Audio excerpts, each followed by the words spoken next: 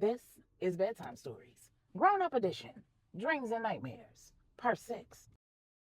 Child, if you watch bonus episode 1, parts 1 and 2, then you know all about how Twin put that thing down, flipped it, and reversed it. You also know all about the assumptions that she'd made about how Saint was managing the St. James organization, how her relationship with Janelle is developing from mentor and mentee to mother and daughter. And you also know about how her alliance with Suki Tanaka is transitioning from a business relationship to a personal one. What you haven't heard is that for all the things Catherine doesn't know about Saint's current role as head in training of the St. James organization, she's found out quite a bit. Well, I guess I should say she's deduced quite a bit from the feelers that she's been able to put out amongst the people she knows within the criminal underworld who are not directly associated with the Five Families. In order to do what Catherine had been doing for decades, she had to create relationships of her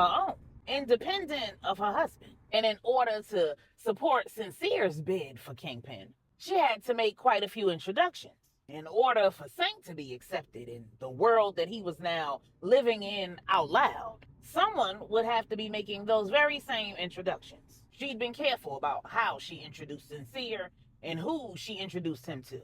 She'd been all in when she took on responsibility for preparing him for his new role. But it didn't take long for her to get suspicious. Initially, she was suspicious of her deceased husband, Nigel's right-hand man, Amir, the one that she was having an extramarital affair with. And once it was proven that he was dirty, she was still suspicious.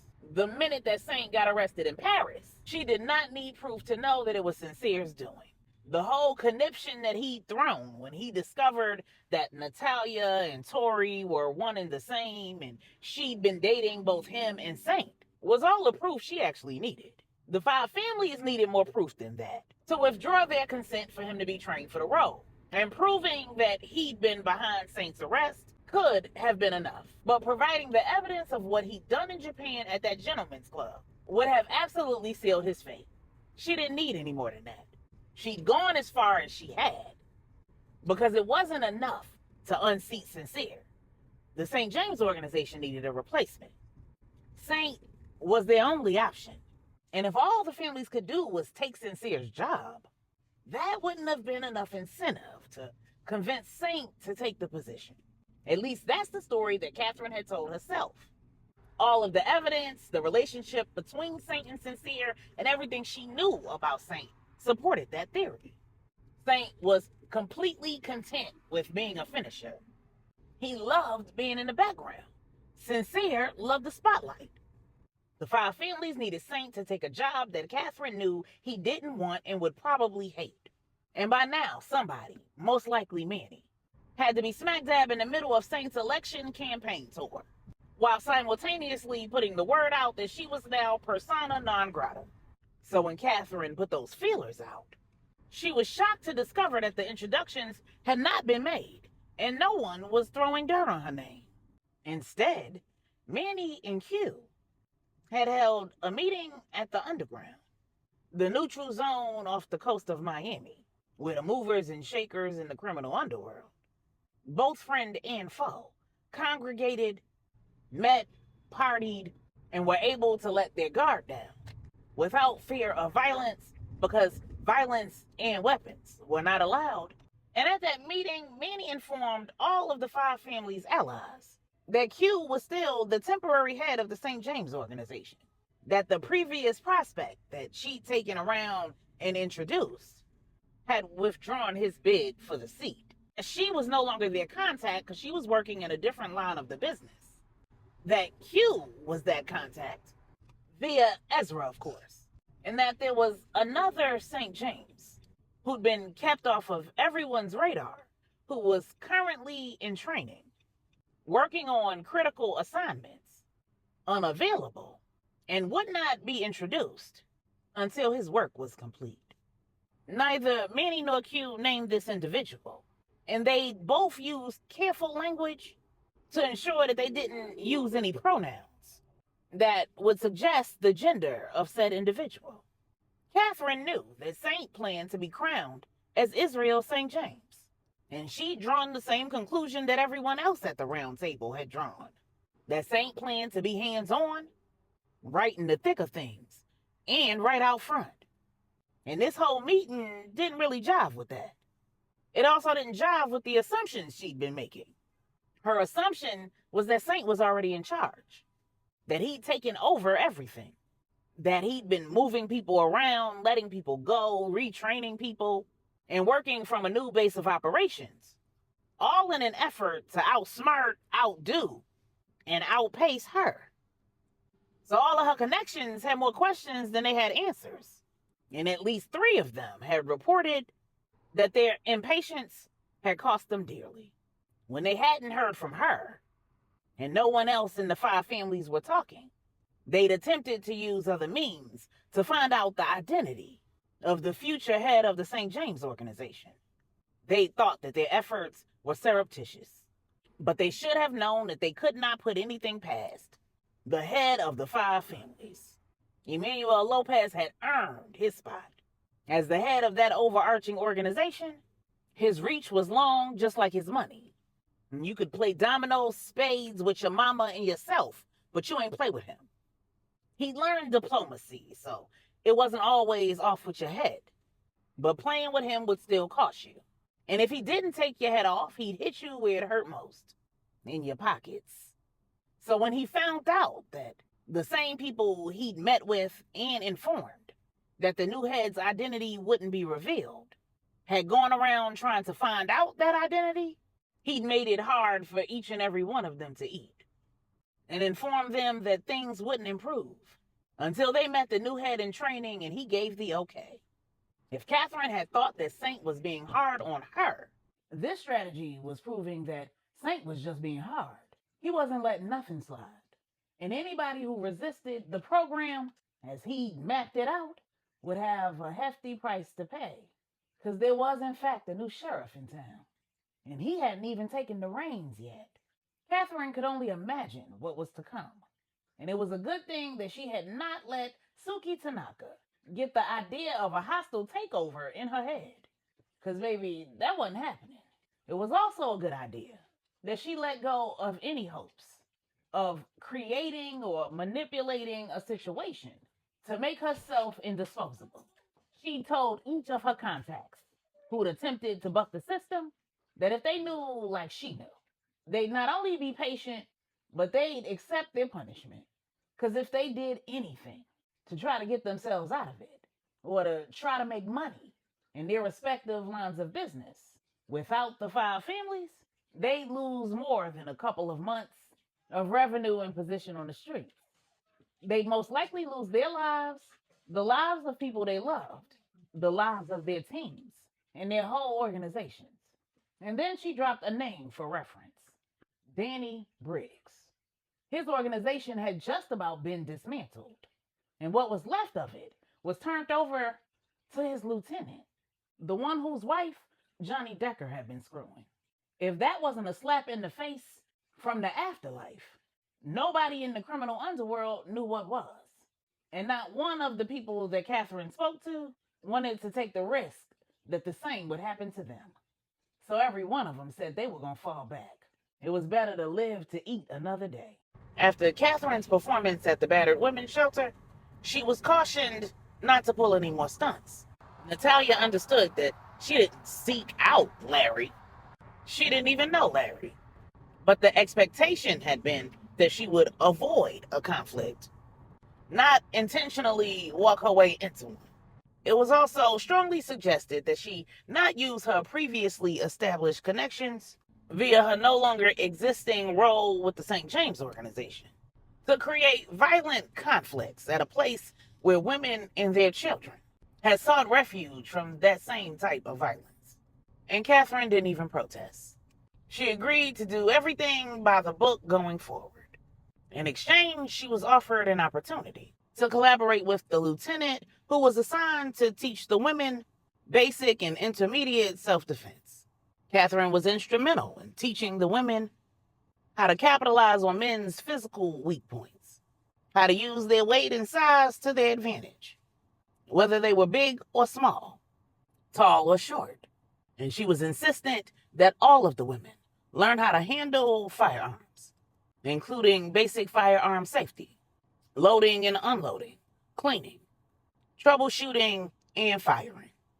And she even identified several women who she thought would be perfect for firearm ownership once they transitioned out of the battered women's shelter. Catherine damn near built a small army out of the women, which dramatically increased their confidence, their self-esteem, and their sense of safety. If it was up to her, she would have dropped those women in the woods like she'd done to the triplets and let True, Selima, Stephanie, and Nikki have a go at them. But that would have been a bit much. They were not training for roles in the Five Families. They were simply trying to learn how to protect themselves from the men they'd escaped and from any new men that they met who were of the same mind. And avoiding men like that was another lesson she was trying to teach them. Catherine asked the group of women that she was mentoring, what are some of the signs that you should be looking out for? And Akaya, the feisty consumer, said, signs of what? That a nigga gonna go upside my head? The other women chuckled and Catherine said, yes and no. Before a man goes upside your head, he usually says and does a whole lot of things that should suggest to you that he doesn't respect women in general, that the safety of women, emotionally and physically, is not a priority for him. Long before he gets physical, he demonstrates his propensity for violence in other ways. What are they? Kiana asked, like red flags? And when Catherine responded in the affirmative, Kiana said, in my experience, they yell at you, call you names, are just short-tempered and impatient. Catherine said, those are some good examples, but that requires there to be conflict. What if I told you that there are signs long before there's any conflict? Akaya said, I've never had a man put his hands on me and there wasn't conflict. Catherine said, the conflict is an excuse for him to be who he already is. When everything is absolutely fine, haven't you experienced a man manufacturing a conflict? Akaya said, all the damn time. Catherine said, right. Akaya said, well, I need some examples then. Catherine said, you need to consider how a man treats the women who are already in his life. His mother, his sisters, his daughters, if he has them. How patient is he with them? How responsive is he to their needs and their requests? Does he actively concern himself with their well-being? How does he respond to conflict with them? How does he interact with his coworkers if he has a job? How does he handle being reprimanded or corrected by women in the workplace? How does he talk about those women? His women friends. Does he have women friends who are platonic friends? And if so, how does he care for and protect them? Kiana said, Larry has a sister. He can't stand her guts. He's always calling her the B word. Catherine said, that's a perfect example. How does he talk about other women? In general and in your presence specifically. One of the other women said that her ex absolutely had mommy issues.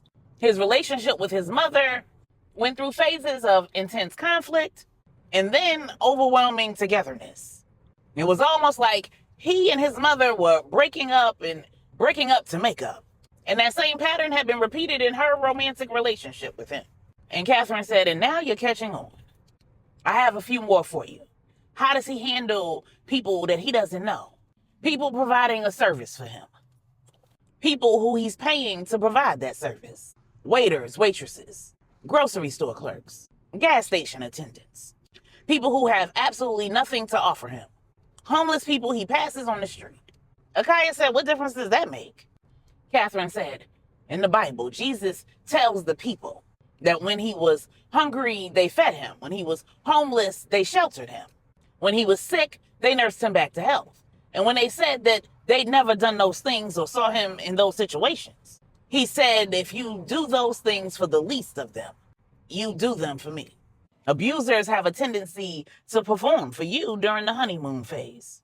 They treat you real nice, just long enough to get you roped in so that they can get what they want from you, so they can get you in position to be able to abuse you. But how they treat those people we named, the least of them, is representative of what you can expect when the honeymoon phase is over. It tells you how they really feel about people, especially people who they need But they've told themselves those people need them more than they need those people. It's easy to ignore how they treat those people when you yourself don't value and respect those people. What you put out into the universe is precisely what you get back in return. So you may not be an abuser, and I'm not suggesting that you deserve to be abused. What I am saying is that you cannot expect to be treated better than you treat other people. And even if you are treating one person well, the man that you're in a relationship with, if you don't honor, respect, and value all people, the universe is absolutely going to spin the block, as y'all young people say, and give you what you've been giving right back, courtesy of your most intimate relationships. In the same vein, if you don't love, appreciate, and respect yourself, you will attract individuals who don't love, respect, and appreciate you either. You teach people how to treat you by how you treat you. And the boundaries that you set for yourself are for you. They're not for anyone else. Kiana said, now that I don't understand. I thought when you set boundaries, you hold other people to them. Catherine said that's a popular misconception. Standards are for other people, boundaries are for you. You identify traits and behaviors, morals and values that you want to see in another person who desires to be in your life. And you hold them to that standard. If they can't meet that standard, then they can't be in your life. Or at least they can't be in your life in the capacity that they'd like to be. You set a boundary for yourself that says anyone whose behavior, character traits, values, and morals that don't meet that standard don't get access. And when they attempt to get access, you hold yourself to that boundary. Access denied. Akaya said, makes sense. But let me ask you this. Me personally, I love me a thug. I love me a man with a little dirt on his nails, if you know what I mean. I'm just not into the soft, sweet, pushover type, you know? And when several of the women agreed, Catherine just nodded. Because she could relate a whole lot more than they knew. Instead of agreeing with them, though, she asked a simple question. Why? And when the women's answers floundered between needing a man who could protect them, needing a man with street cred, wanting a man who other people didn't play with and respected, those just being the type of men they were used to, Catherine said, you don't have to change your type. You just need to be clear about why your type is your type, how those men show up in your life, how to balance what you want with what you actually need, and what your type says about you. Right now, you can't date, but as you transition to your new lives, it's probably in your best interest not to date.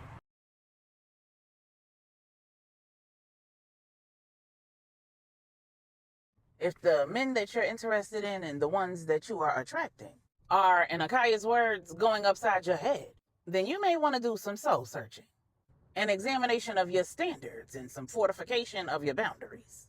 I'm not saying that finding a thug who's capable of protecting you and has street cred is out of the question. What I am saying is that you shouldn't have to protect yourself from your protector. I'm not your therapist and I'm not a life coach. I'm just here to help you learn some life skills. I don't know how you get from where you are to where you want to be, but I can tell you beyond a shadow of a doubt that you're going to have to do some work on how you show up in your own life if you want to attract better. And your standards will not improve until you do. Days later, it was time for Kiana to transition out of the battered women's shelter. Summer called Catherine into the St. James Corps satellite office and gave her a new assignment. And Catherine couldn't be more excited. What she'd been doing to support the women was right up her alley. But this new assignment was one of her passions. She did that and did it well. Unfortunately, though, she thought she'd hit the bullseye. And it ended up being a horrible miss. Because Kiana showed up for her lease signing appointment Thursday morning, looking crazy as hell. And her facial expression said she felt crazy as hell, too. Normally, she had a slick back ponytail. She showed up sporting a weave that was a matted mess, where Kiana was typically barefaced. She'd shown up slathered in layers of makeup, and her normally bushy brows had been waxed nearly to extinction. And they were arched so high that she had a permanent look of surprise. She was normally in sweats, a t-shirt, and running shoes, all courtesy of a consignment shop or the dollar store. But she showed up in a form-fitting, designer-tailored suit. And on her feet were the same worn-down running shoes she'd been rocking for months. And underneath the shape-hugging white blouse paired with that business suit was a hot pink lace push-up bra.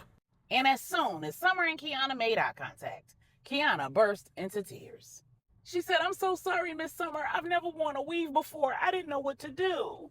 Had I been expecting the MUA this morning, I would have asked her to help, but she arrived when I was asleep. She was gone before I took my bonnet off and saw this. Otherwise, I would have asked her to help me with it. And I couldn't even walk in those shoes that Miss Catherine sent.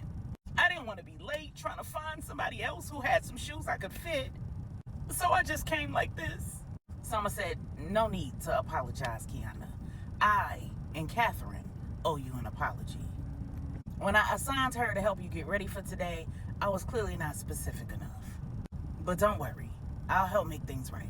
But first, let me take a couple of pictures. I'll use this as a teachable moment for Miss Catherine." Then Summer took Kiana back to the shelter, helped her remove the weave that looked like a bird's nest on the top of her head. And when she was changed into clothes that she was more comfortable in, Summer took her to a Dominican blowout spot, had them hook Kiana up, and show her how to maintain her blowout. And then the two women headed to the local mall, where Summer used her own money to purchase Kiana several pairs of slacks, multiple blouses, and cardigans, despite the Miami heat, just so that the woman could be more comfortable. Several pairs of comfortable, sensible business shoes, and appropriate undergarments, including bras and panties, because when the girl had turned around, you could see her panty line. Making sure that she had several outfit combination options, not just for her lease signing that had been moved to the following day, but for her new job as a peer support specialist, a role that Catherine had helped her to get certified for. She would be working at the same battered women's shelter that she was transitioning out of, assisting the women and their families with navigating the behavioral health system, ensuring their behavioral health needs were met, that they had appropriate treatment plans, and that they had wraparound services. This would be her first real job. And since she didn't drive, shelter's van service would be providing her with transportation to and from work. When the clothes shopping was complete, Summer took her to the Mac counter.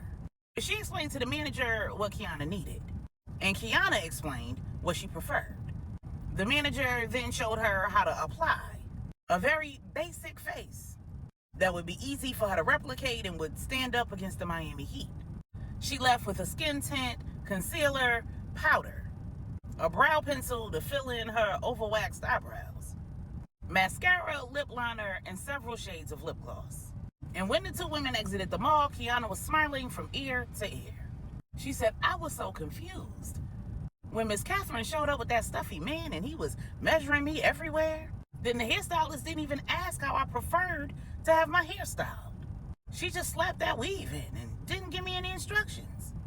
I enjoyed the facial and the manicure, but when the MUA showed up, I told her I didn't want my eyebrows waxed. And she did it anyway. She came in like a wrecking ball, carrying a garment bag and a shoebox. And it was only after she left that I discovered what was in them. I tried to wear those shoes, but I was walking around like a baby giraffe." Summer just shook her head and apologized again for Catherine being so out of touch. She said again, "My sincerest apologies. Like I said earlier, I'm absolutely going to use this as a teachable moment for Catherine, so it doesn't happen to anyone else. And it's a teachable moment for me, because I now know that I need to be a lot more explicit with my instructions. But this is also a teachable moment for you, Kiana." Kiana asked, "For me? How? I mean, I get that my wardrobe can stand an upgrade, and it's dramatically improved thanks to our shopping trip today. But I don't know that I'll ever be working in an arena where I need to dress the way that Catherine had that stylist dress me. And I don't know that I ever plan on wearing a weave or full glam makeup. Unless, of course, I get married one day, because I get that all of that looks better in photos. But I don't see what I could possibly learn from being embarrassed like that." Summer said, "You let a woman put a weave in your hair against your will. The very next day, you let a completely different woman rip your eyebrows off your face, slather it in so much makeup that your face was itching. And then you came for your lease signing appointment, dressed in designer while wearing $10 rundown sneakers on your feet and a hot pink lace push-up bra, which would have been actually kind of cute under that white blouse if the goal was sex symbol and not businesswoman, and if that lace didn't have holes in it.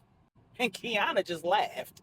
Summer laughed with her, and then she said, I know that one of the things that Miss Catherine has been working on with you ladies is your confidence, your self-esteem, speaking up for yourselves, standing on your no, setting boundaries. By your estimation, did you use any of those life skills during this glam experience? When Kiana looked down and shook her head, Summer said, head and eyes up. I'm not saying any of this to embarrass you. I'm telling you that we can give you all of the things, provide you all of the training, but when the rubber hits the road, you gotta drive. And as long as you are willing to be a passenger in a car that's registered and insured in your own name. Kiana said, huh? Summer said, as long as you're willing to allow someone else to drive the car you own, your life, you will always be a passenger, moving at someone else's whim. And in this instance, they shouldn't have been able to do any of these things. No one should be able to do anything to your person without you at least putting up a fight, because you should have said no. Kiana said, but sometimes I don't know what to do and I need help. Summer asked, and what happened today? You needed help. So I helped. But you did all the work. But I didn't choose not one of the items in the bags you have. You chose them all. I helped you create the vision and you executed the plan. I signed the credit card receipts, but you carried all the bags. I told the manager at the Mac counter the goal, and you told her all of your preferences. You drove the car and I was the GPS. But I wasn't even the source of the directions. Even the GPS in a car is relying on a source, a satellite that provides it with coordinates based on the input that it receives from the driver. So I was the GPS, you were the driver. Who was the source?